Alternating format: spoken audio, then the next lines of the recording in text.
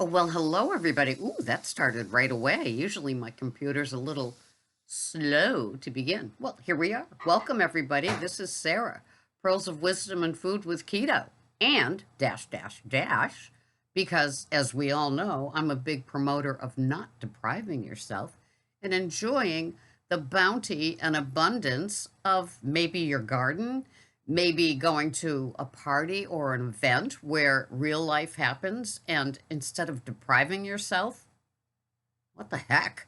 Is there enough stress in this world that, you can't enjoy something? Yes, there's the danger of going off the rails, but a lot of us, or at least I know that I have tried to include things that are non-keto just to enjoy life. It's too short. Like a lot of you, I'm older.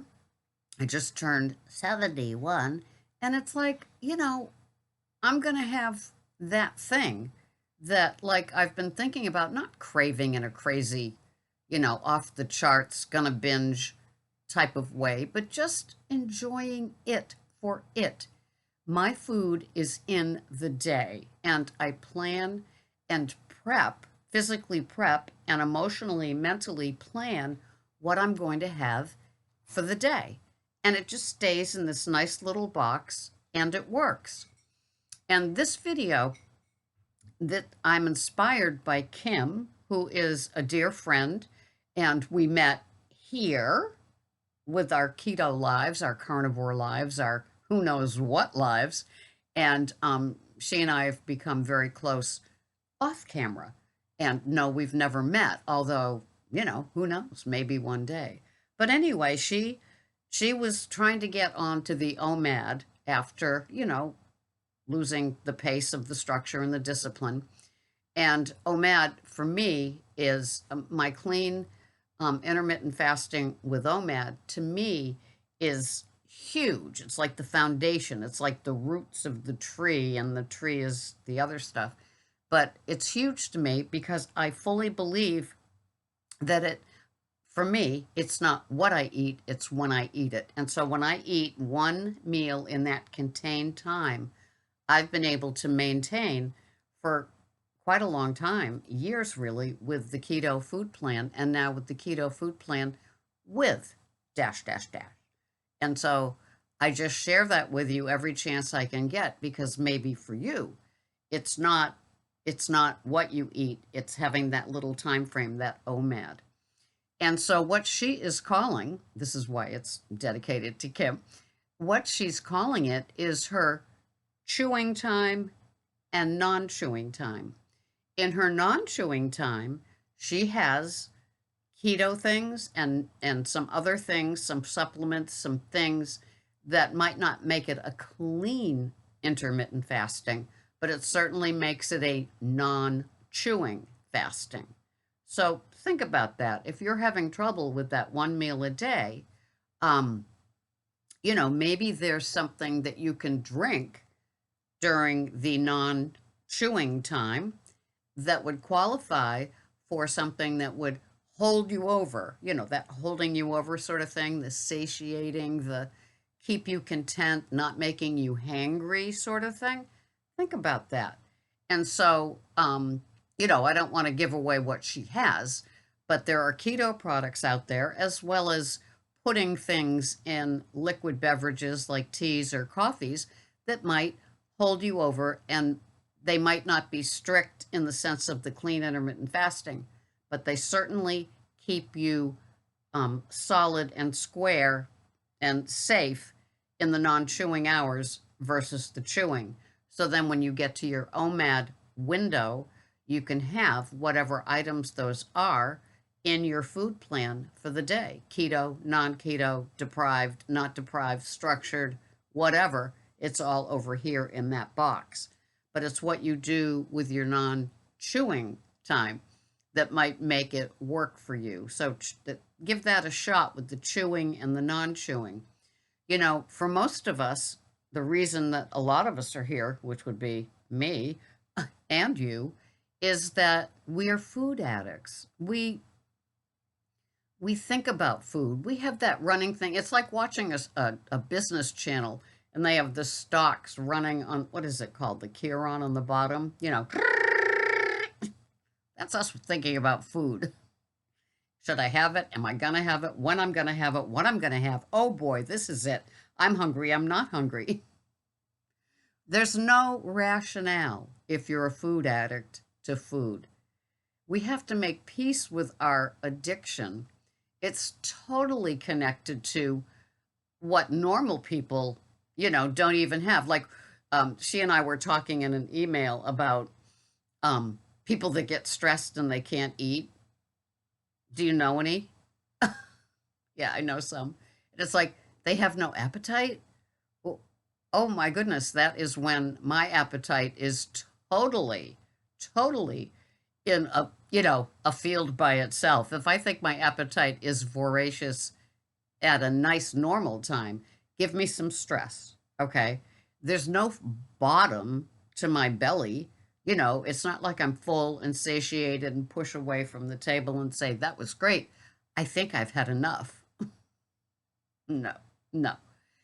I have to, when I have my big ass salad, that's a perfect example of how my belly can catch up with my head because it takes a while to chew all those raw veggies and the meat or cheese or whatever it is that I put into my big A salad and I enjoy, and it takes a while. So by the time I finish that, because sometimes it takes 45 minutes to have my big A salad, my belly says, oh, the fats that were in the dressing or the meats or the cheese, it all kind of catches up and it does this thing where head and belly are married in harmony, are like, on the same table, on the same plate and or bowl.